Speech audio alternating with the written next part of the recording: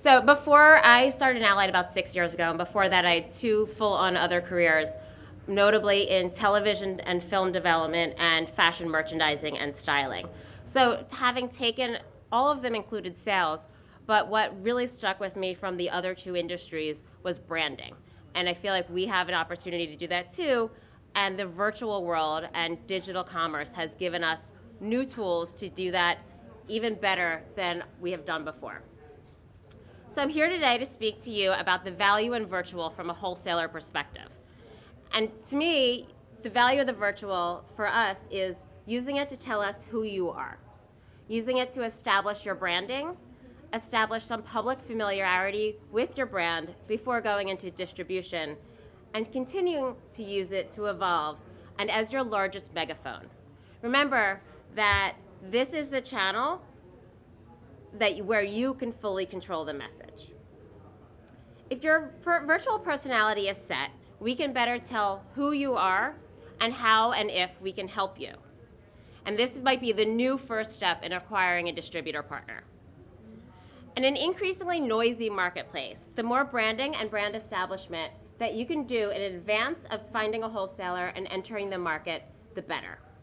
And then you must maintain this branding upkeep in support of the sales efforts that you and your partners decide upon.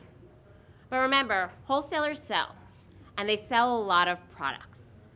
So you are still the face of, and the best spokesperson for your brand.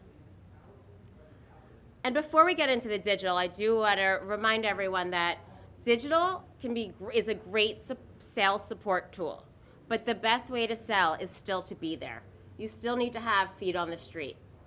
Digital will not replace human interactions and relationships that are really at the heart of this industry.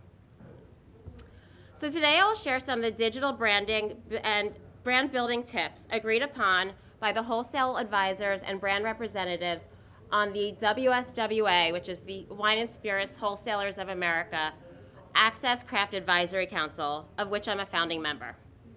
While how you may use the virtual space to brand your product may evolve, these foundational aspects are where we feel you need to be in order to enter the market successfully. First and foremost, before embarking on any wholesaler search, please do your research. Know your federal laws, know your TTB regulations, and know the laws and the structures of each state as they vary widely. Know what you don't know, and don't be afraid to ask. So where to start on your virtual storytelling journey? Websites and social media, right? Go without saying that these are your first stops. As soon as you register your brand name and your trademark, find your appropriate domain name and secure your social media handles. Make sure that they are consistent across platforms as well. A full web build-out might run 6 figures and be cost prohibitive to a lot of startups or independent brands, but there is a lot you can do to optimize your online presence for free, such as social media. That said, I will say, your website might be your first and only chance to make that first impression. So if it is in your budget, use it there. Both your website and your social media pages should tell your story using different pillars, including visuals, your choice of colors, symbols, shapes, people that are present in the photographs. Language, this of course is copy, but quotes, font, the prose of your story, and really your About Us page. What does your About Us page tell us about you? And the overall tone of both your website and social media every digital asset and every sentence should ring true to your ideal customer. They should feel as if you are speaking directly to them. This to me is branding from the outset in this industry. We want to get it. We want to go to your website and just get it. This has happened with 21 Seeds is a great example that they had their digital assets and everything built out before heading out and looking for distributors, so that when we were referred, we went to the website and got it, who they were, what they were, and where they were going. And of course, Instagram. If you're not there, do you even really exist? Again, PR agencies can help you with that and create it well, but there's also nothing that you can't find with some good art school interns as well. Make sure that when you're ready to go out to distribution, you have these digital assets in order, such as the ones that are listed on the slide. Pay attention to the needs of your wholesaler. Pay attention to the needs of your retailer. They're going to vary from on to off premise, from national account to mom and pop shop. And know your market. I cannot emphasize that enough. And share these assets with your partners on a regular basis. For any brand starting out, you shouldn't have too many SKUs, right? 3 to 5 SKUs maybe. Should be easy enough with the, whatever resources you have to get your text descriptions, your bottle shots, any lifestyle images into a folder that you can share via Dropbox. Some of our bigger suppliers have thousands of SKUs and we have to share via our computer components in Salsify. But it's great when I meet someone new who's like, here, I have a Dropbox, I can send it right over to you, and you're done. A bonus would be a sizzle reel or a video.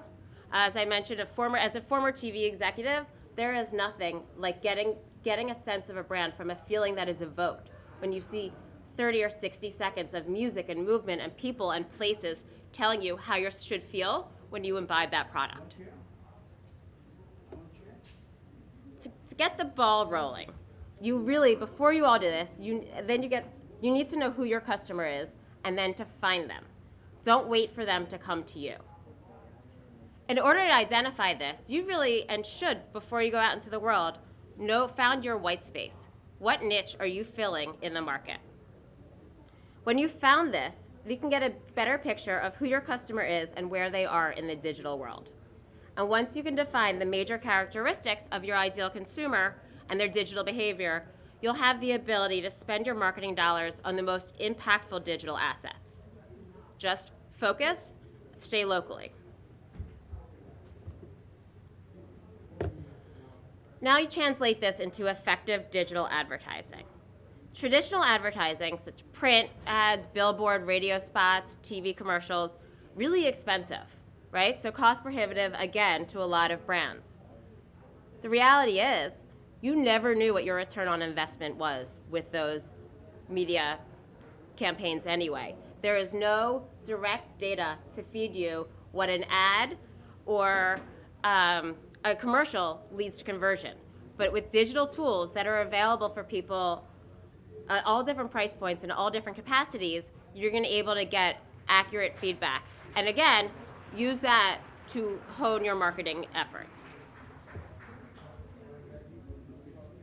For more information on building your website, promoting your brand, and effective and responsible advertising, I've included 2 resources that WSWA works with, Discus and the Wine Institute, the trade organizations for the 2 channels, wine and spirits, in the industry.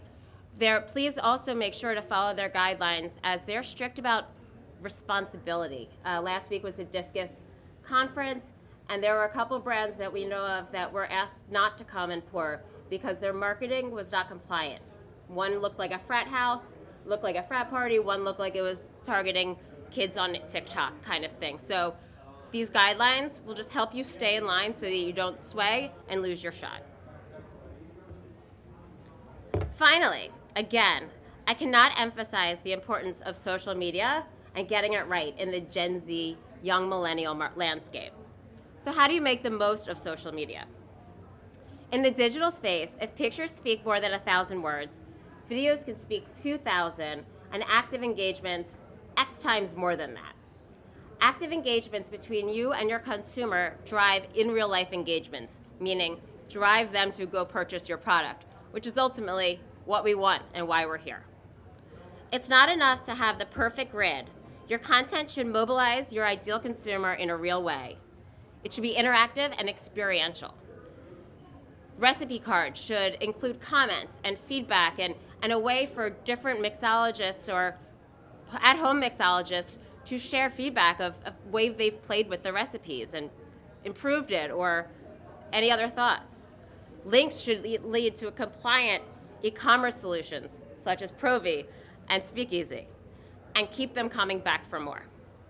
But most importantly, of all the information you include, you must make sure that your social media and your website include, where can I buy this? Because all of these efforts are for nil if your customer can't go find it in their hometown.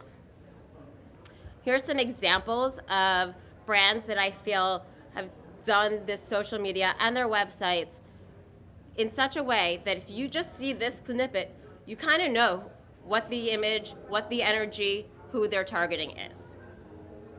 So digital marketing makes reaching consumers much easier to do on a startup budget. But you do have to do your research, know who you are, know who you want to reach, and where they are. A wholesaler can help you navigate the market and connect you to buyers, but doing your part, especially with the branding, goes a long way. Many of the points that I covered today can be found throughout the WSWA Access Distribution Playbook and on the WSWA website, which is simply wswa.org. The playbook is free, it's downloadable, and it's interactive. Thank you.